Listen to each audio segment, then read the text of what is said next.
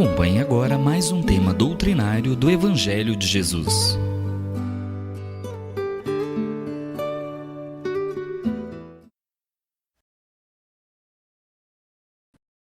Este que foi reservado para a nossa abordagem hoje é um dos mais belos, a pureza de coração.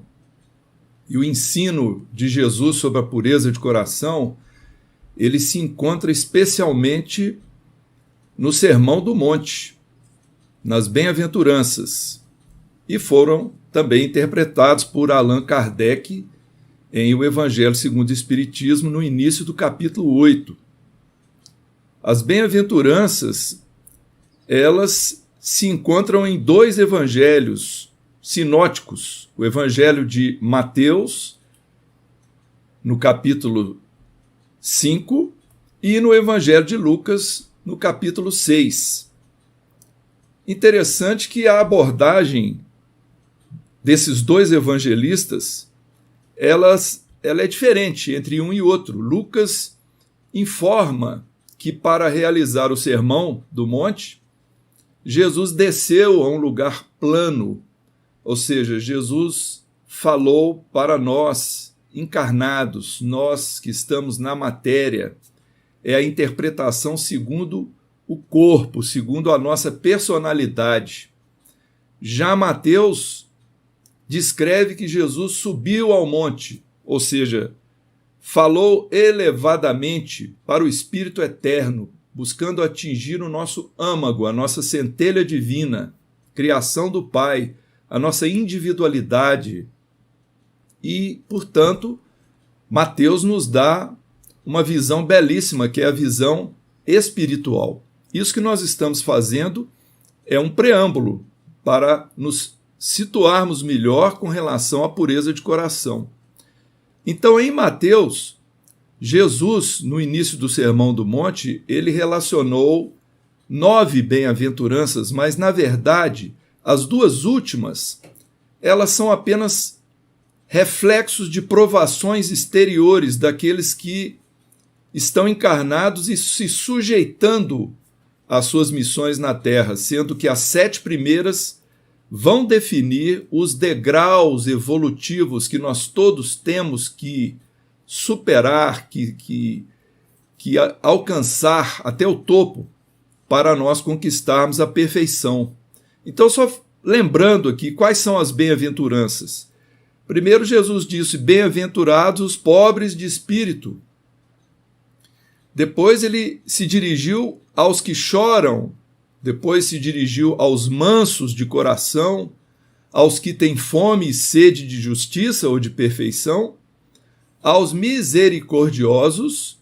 Aí vem a 6ª bem-aventurança dos puros ou limpos de coração, e a última, que representa justamente o patamar mais elevado nesse caminho de progresso espiritual. Bem-aventurados os pacificadores, que serão chamados filhos de Deus. Então é uma grande comenda, um grande galardão alcançar essa condição.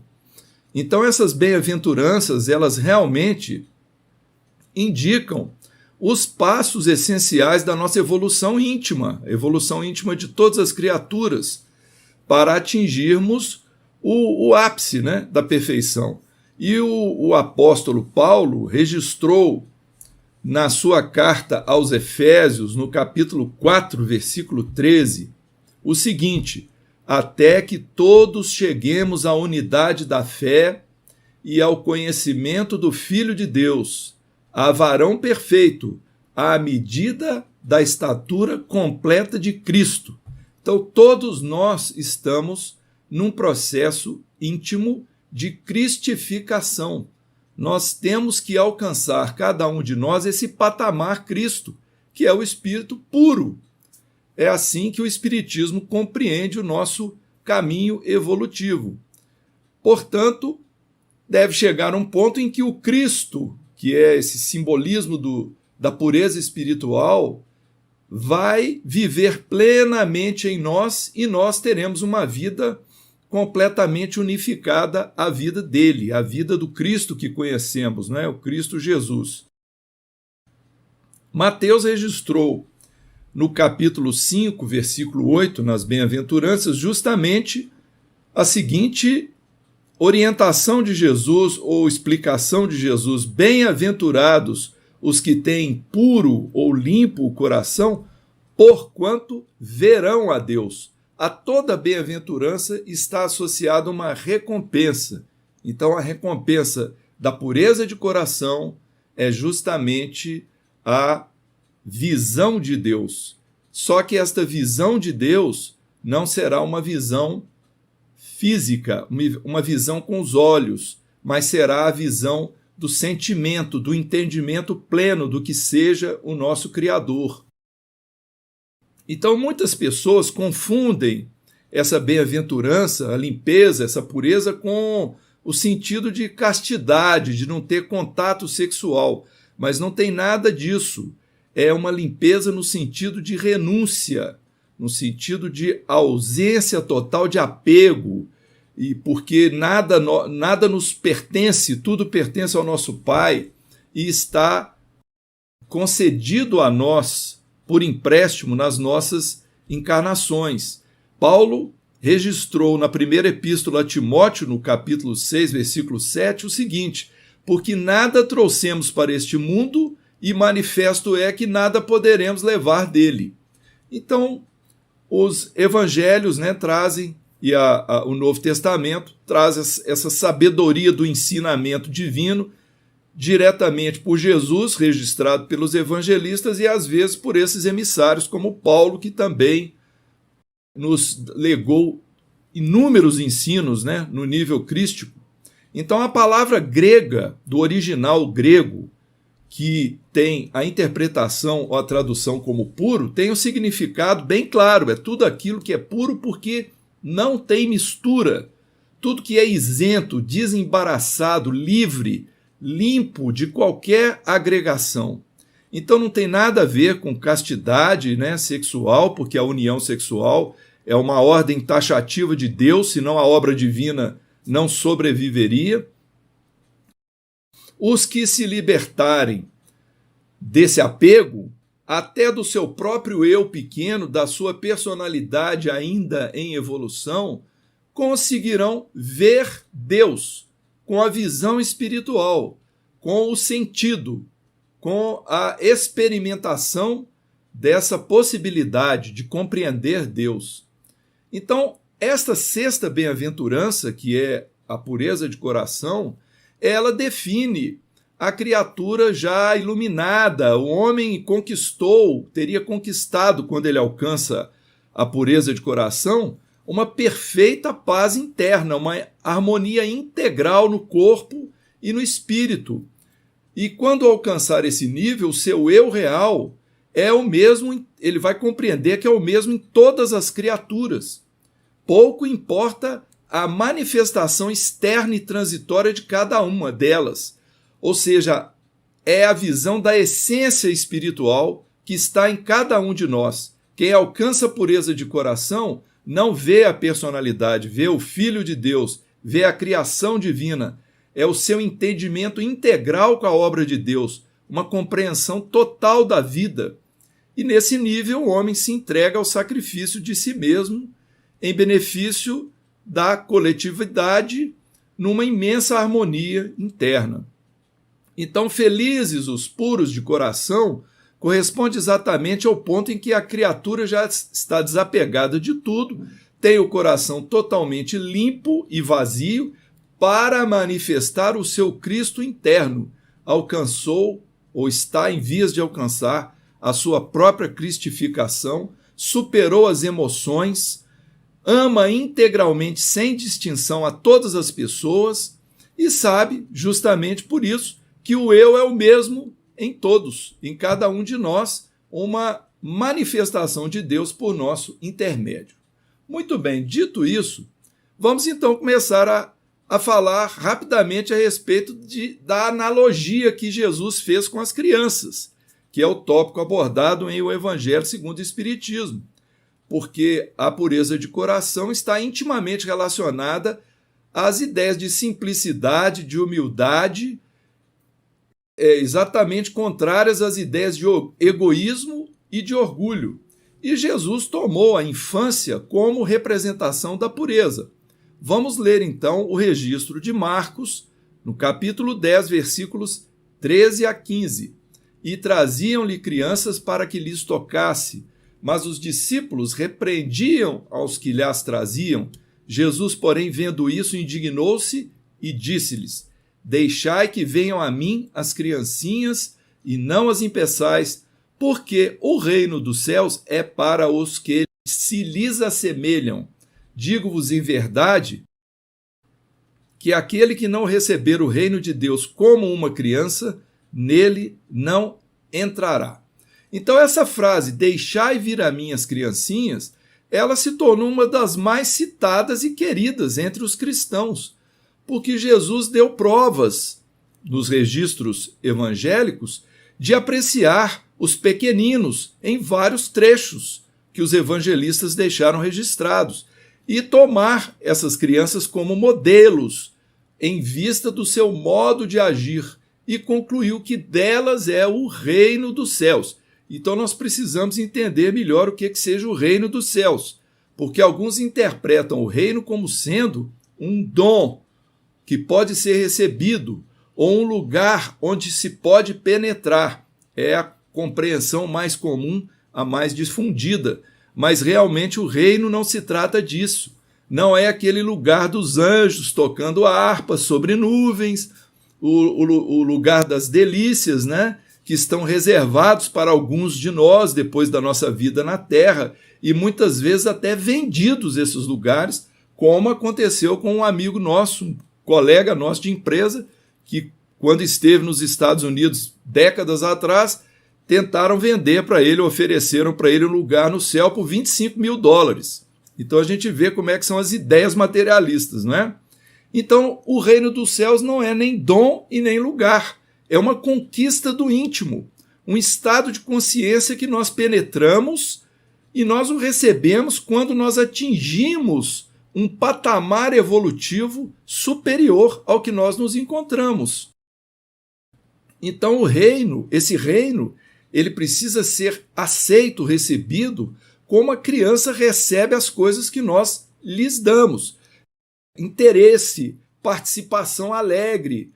E nós só conseguiremos penetrar nesse reino dos céus quando nós nos tornarmos crianças, ou seja, com a naturalidade e a humildade naturais da infância, que confia e ama sem distinções e exigências.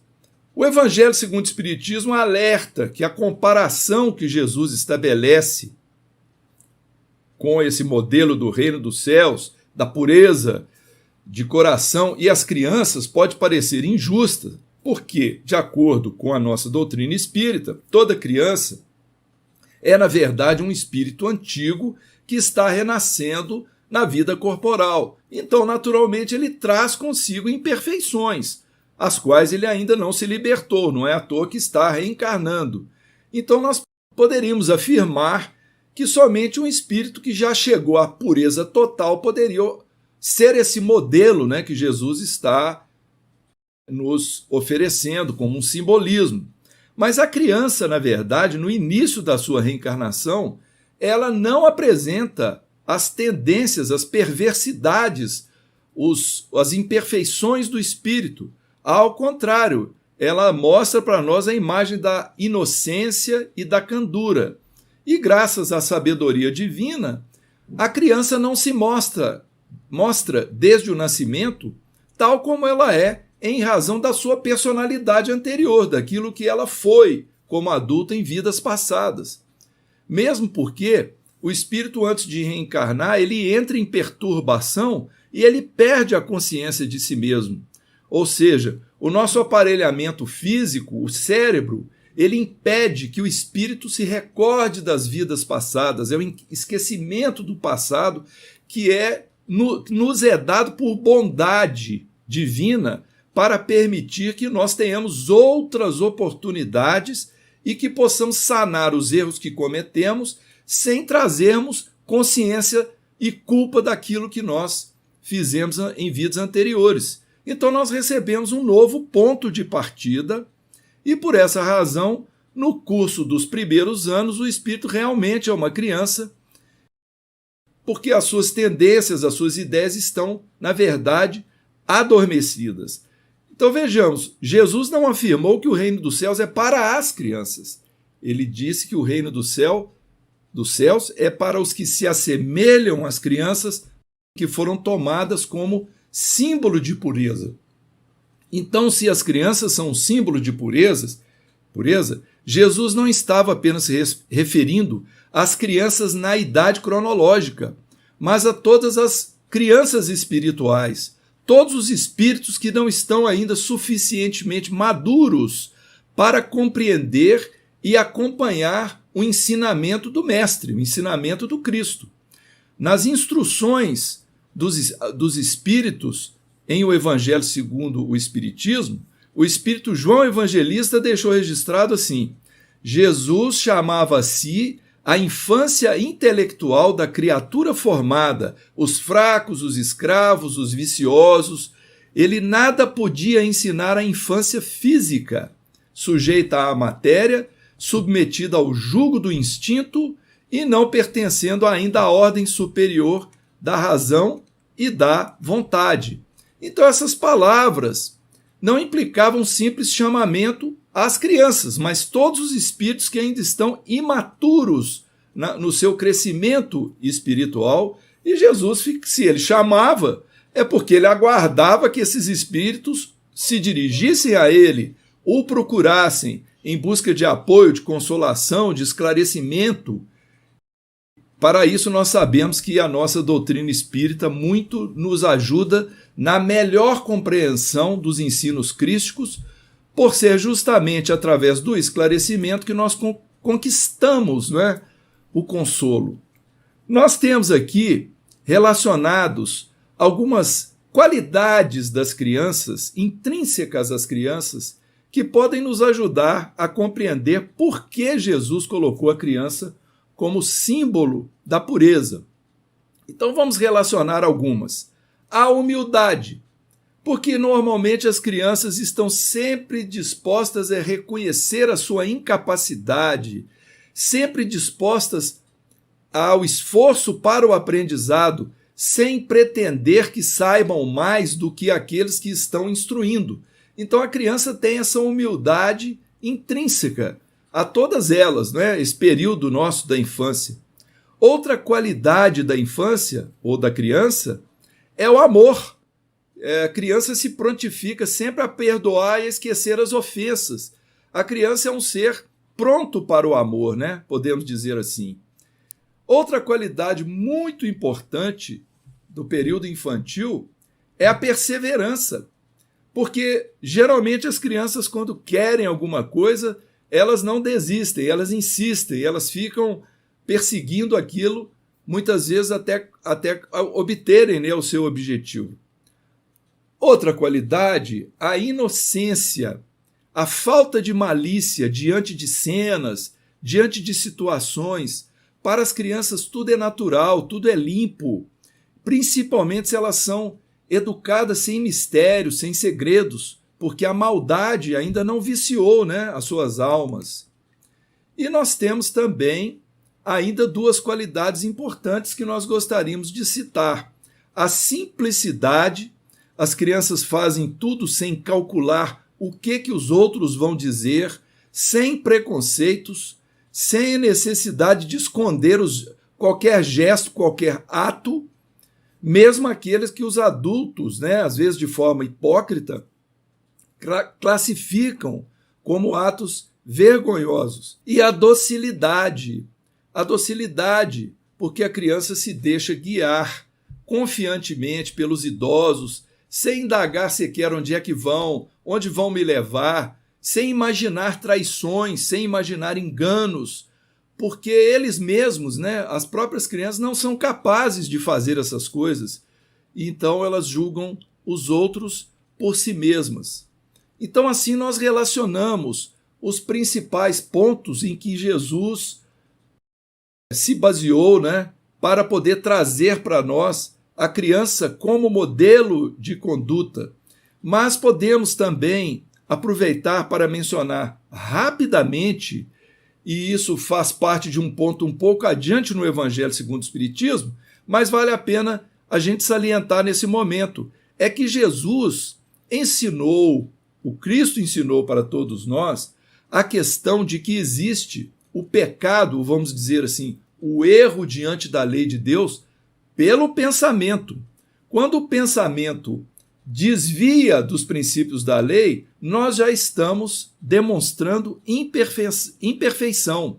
Então Jesus, no próprio Sermão do Monte, ele disse assim: ouviste que foi dito aos antigos, não cometerás adultério. Eu, porém, vos digo que qualquer que atentar numa mulher para a cobiçar, já em seu coração cometeu adultério contra ela. Na verdade, esse foi um ensino inovador de Jesus, mostrando que, através do nosso pensamento, nós já estamos revelando a falta de pureza dos nossos sentimentos, do nosso coração. Dessa forma, num sentido mais geral, nós podemos enxergar até onde vai as nossas imperfeições. Então, o pensamento mau, ele vai demonstrar para nós que nós ainda precisamos caminhar mais, nós precisamos nos adiantar, lutar contra isso em nós mesmos para que nós alcancemos a perfeição. Então, nós podemos considerar alguns estágios de pureza do pensamento, né? O que pensa o mal, nesse pensamento se compraz, significa que o mal existe em plenitude de toda a força nessa criatura. Aquela que tem um pensamento mau, mas a repele, o progresso está em vias de realizar-se. E aquele que nem sequer concebe a ideia do mal, o progresso já se realizou. Então, deixando esses conceitos para as nossas reflexões, nós gostaríamos de ler um parágrafo de Emmanuel para o nosso encerramento aqui, que se encontra no livro Evangelho por Emmanuel, os comentários ao Evangelho segundo São Mateus, páginas 67 e 68, quando Emmanuel diz assim: quando a pureza respirar em nosso coração, o endurecimento espiritual jamais encontrará guarida em nossa alma, porque o calor de nosso carinho irradiará em todas as direções, estimulando a alegria dos bons e reduzindo a infelicidade dos nossos irmãos que ainda se confiam à ignorância. Bem-aventurados os puros de coração, proclamou o divino amigo. Então, com essas palavras de Emmanuel, que a gente sempre gosta de situar, porque fica um desfecho com um pensamento muito acima do nosso próprio, né? Nós desejamos aqui encerrar essa nossa fala inicial, agradecendo a audiência de todos os irmãos.